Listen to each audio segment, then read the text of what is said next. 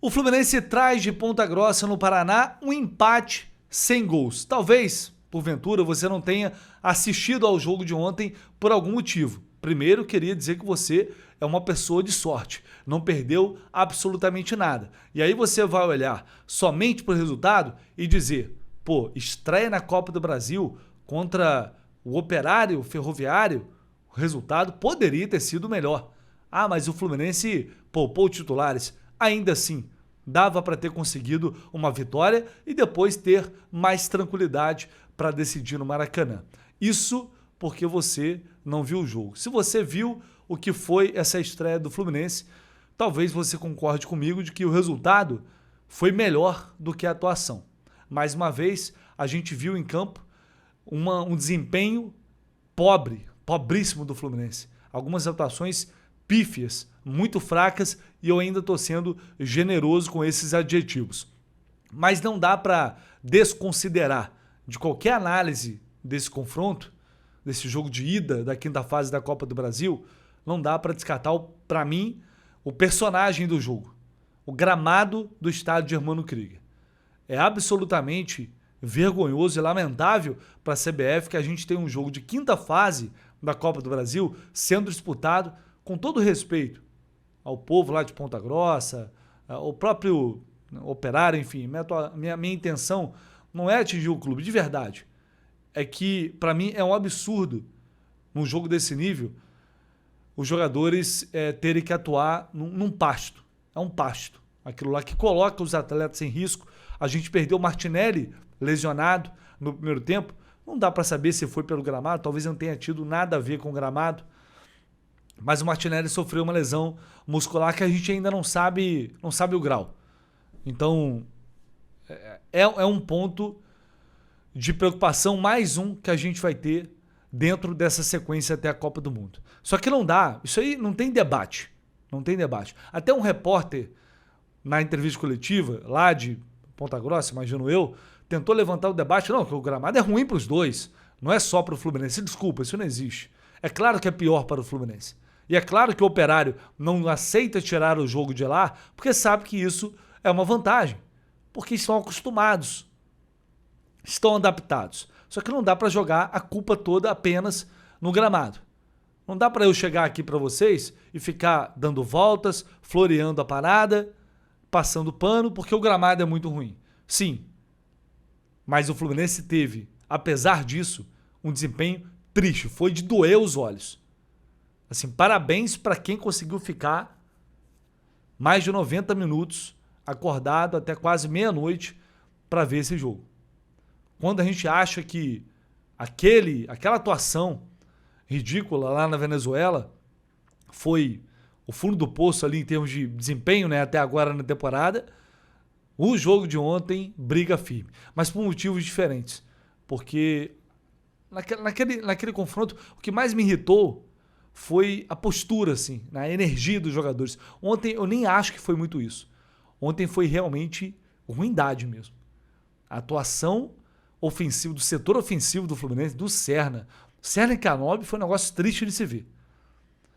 O John Kennedy um pouquinho melhor, mas ainda assim muito pouco. Caxias entrou depois e também seguiu o nível dos demais. A gente pode falar individualmente da atuação de cada um. O Hércules foi quem tentou dar um pouco de dinâmica, mas também não estava fluindo, e acho que ele foi prejudicado pelo coletivo, porque é quem estava tentando fazer alguma coisa, mesmo que ainda abaixo. Alisson, pouco se viu em campo. Atuação muito, mas muito fraquinha. Perdeu o Martinelli, entrou o Otávio, que não comprometeu nesse jogo, mas também não dá para esperar muita coisa. O sistema defensivo todo modificado. O que não mudou foi a atuação do Samuel Xavier. Mais uma atuação fraca, mas muito fraca, do lateral que hoje, para mim, tem que ser reserva. E René também foi muito mal. Eu vou deixar a dupla de zaga por último, porque não é só uma questão de desempenho individual. Coletivamente, o Fluminense foi muito fraco. E aí, chama a atenção a estratégia de jogo, o que o Zubeldia pensou para esse jogo. Por quê? Todo mundo sabia que seria uma partida de muito embate físico. Com aquele gramado, não tem como a bola rolar, não tem como você trabalhar a posse de bola, chegar na área, né, trocando passes, é muito difícil. Mas eu falo que não dá para jogar a culpa toda no gramado, porque diversas situações que o Fluminense tinha o domínio de bola, entregou e propiciou ao Operário o contra-ataque. E eles estavam posicionados, assim como o Rivadavia estava no Maracanã, com 2, 3 caras à frente, para tentar matar o jogo como eles mataram aqui. Só que, né, com um decréscimo técnico, para sorte do Fluminense. Então, sim, era difícil jogar com a bola no chão. O Fluminense não conseguia manter a bola na frente. Passava no meio de campo, a bola batia lá, voltava. Batia e voltava. Batia e voltava. Para mim, faria muito mais sentido a escalação do Caxias, falei isso no pré-jogo.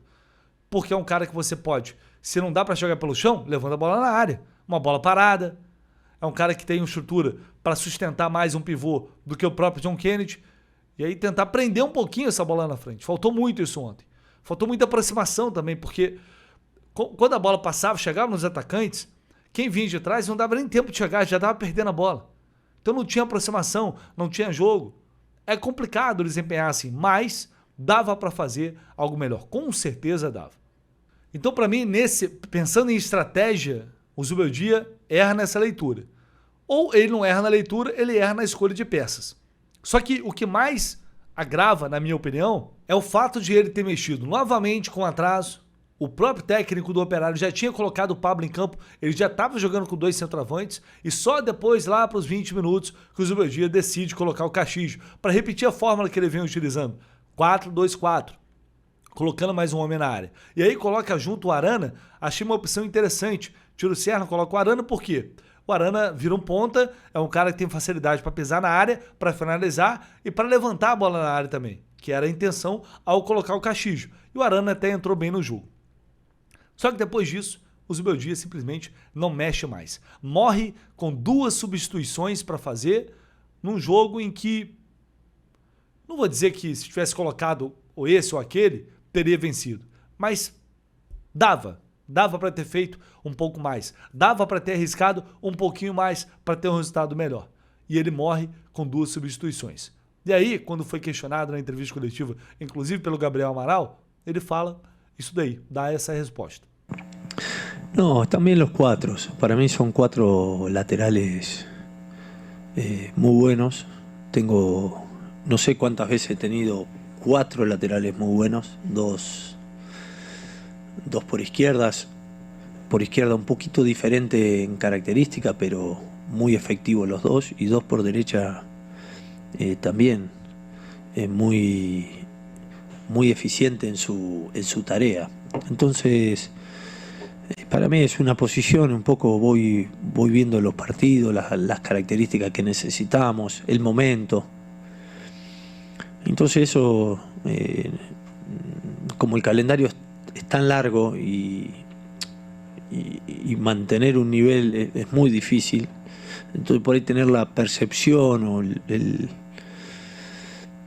la decisión justa para saber quién puede jugar y quién no, pero la realidad que los 4 están en un muy buen nivel. Puede fluctuar un poco uno u otro dependiendo la temporada, dependiendo el momento, pero es una bendición tener soluciones ahí de laterales, ¿no? Cuando por ahí en el mundo faltan laterales. Entonces yo tengo 4 y eso es un lindo problema.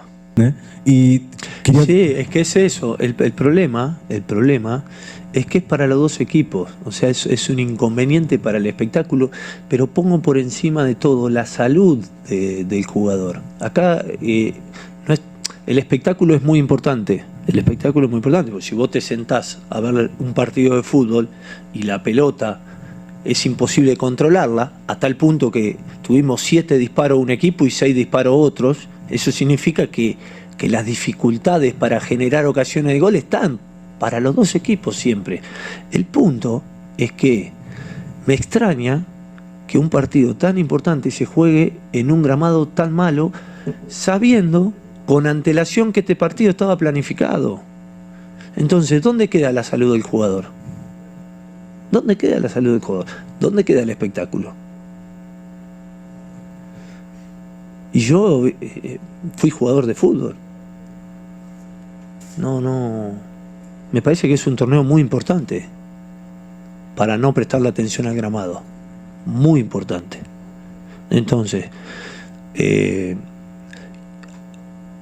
además de que enfrentábamos a um bom equipo.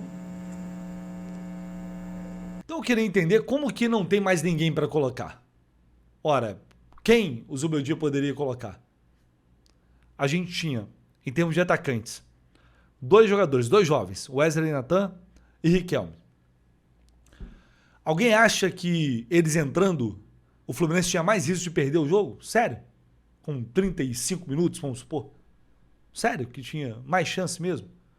Era o Canóbio, com a grande atuação do Canóbio, a garantia de que o Fluminense não iria perder o jogo? Por que o Wesley Natan? Porque ele fala, com o jogo de Copa é cheio de contorcionismo para justificar, para inventar desculpa, para não colocar os garotos em campo. Mas contra o Rivadavia, quando o time estava na merda, entrou o Wesley Natan. Por que então, num jogo de Copa pesado, difícil, no Maracanã, podia e ontem não dava? Contra o Operário não dá para colocar os garotos que estão acostumados a jogar nesses campos de várzea, nesses campos ruins.